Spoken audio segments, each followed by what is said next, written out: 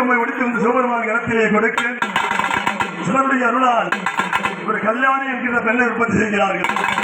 அப்படி கல்யாணம் முருக்கம்மையுடைய கல்யாணியும் சிவனதி பூமியிலே வந்த சிவனந்தராஜன் சிவலிங்கரையும் சேர்த்து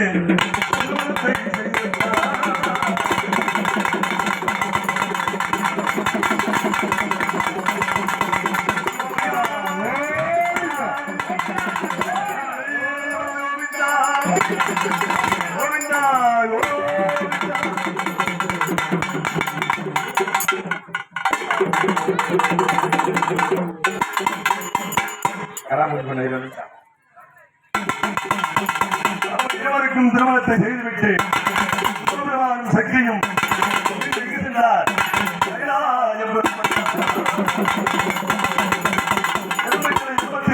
ஜீவராசிகளுக்கும் பலிகளுக்கு கூறி கடவுள் சிவபெருமான் வந்த வேலை முடிந்தது. பலியாளர்களாக போய் இருக்கிற வேலை பார்க்கணும் இல்லையா? பலிச்சது சிவன் தான். அந்த நாட்டுக்குள்ள சிவன் தான். அப்படி செய்யக்கூடிய சிவலிங்கம் அனுமதிகளுடைய பொறுப்பு நாட்டுக்கு இந்த சிவபெருமான சக்தியை தெரிவித்துவிட்டு கைலாயம் நோக்கி சென்றார். அப்படி செல்லும் தருணத்தில் சிவலிங்க ராஜனுக்கு பிறந்தவன் அருளிங்கம், அருளிங்கனுக்கு பிறந்தவன் குருலிங்கம், குருலிங்கனுக்கு பிறந்தவன் கோத்ராஜா அருளிங்கம்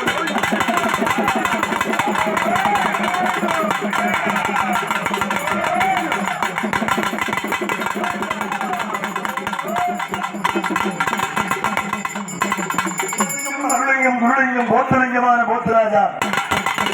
சிவபெருமானுக்கு இருப்பதோ ஒரே லிங்கம், நமது கோத்ராஜா இருப்பது 108 லிங்கம். அதாவது புலிமுக பார்வை, அகோர விழிகள், 108 ஜனாபுரம் மாலையோடு போகிறார்.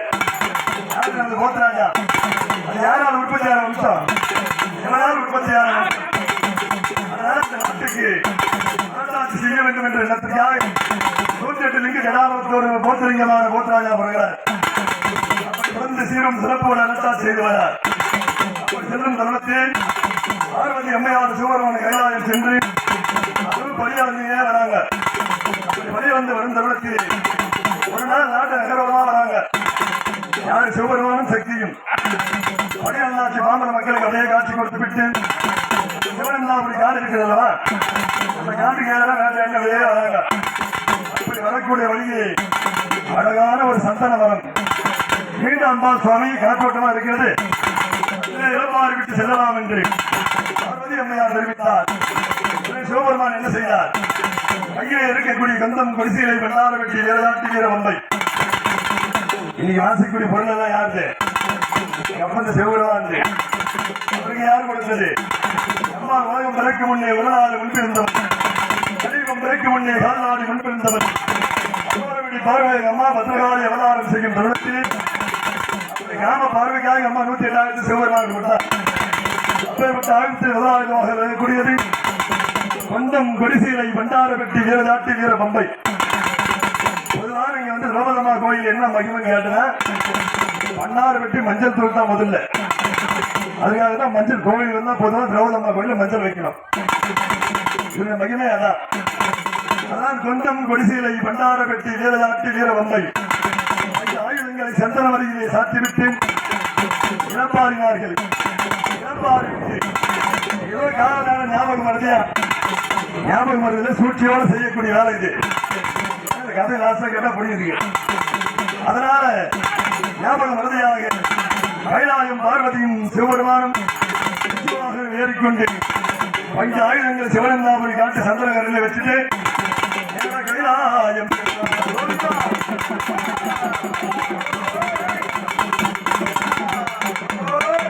அப்படி கைலாயம் சென்று பார்த்தாங்க. கைலாயம் முன்னாடி சாப்பிட்டு சுத்தி வந்தான். சாப்பிடலான்னு பார்த்தாங்க. என்ன பண்ணா? பூஜை பண்ணா. பூஜை பண்ணா என்ன வேணும்? 5 ஆயுதங்கள் வேணும். பூஜை பண்ணா தானே பூஜை பண்றது. அப்போது வந்து நம்ம கொடிசீலை வெள்ளாறு வெட்டி இங்க இல்லை.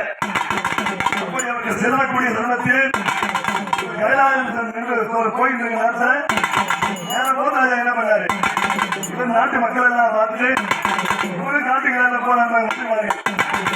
மந்திரியான வந்து உக்ரபானும் மஞ்சள் பொடி மன்னன் சொல்லக்கூடிய மந்திரியும் உக்ரபானு என்று சொல்லக்கூடிய மந்திரியும் சேர்ந்து நாட்டெல்லாம் நகரோடமாக பார்த்து காட்டுக்கு வேட்டையாட போறாங்க.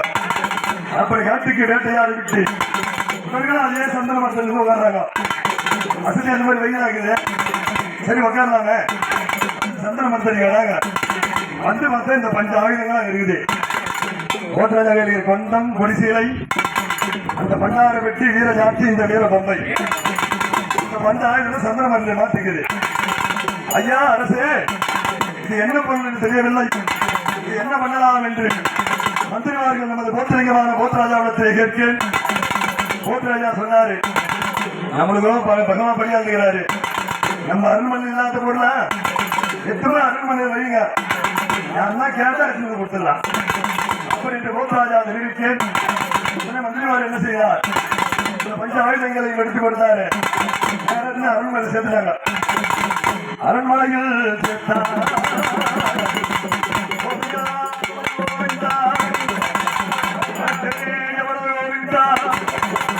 கோவிந்தா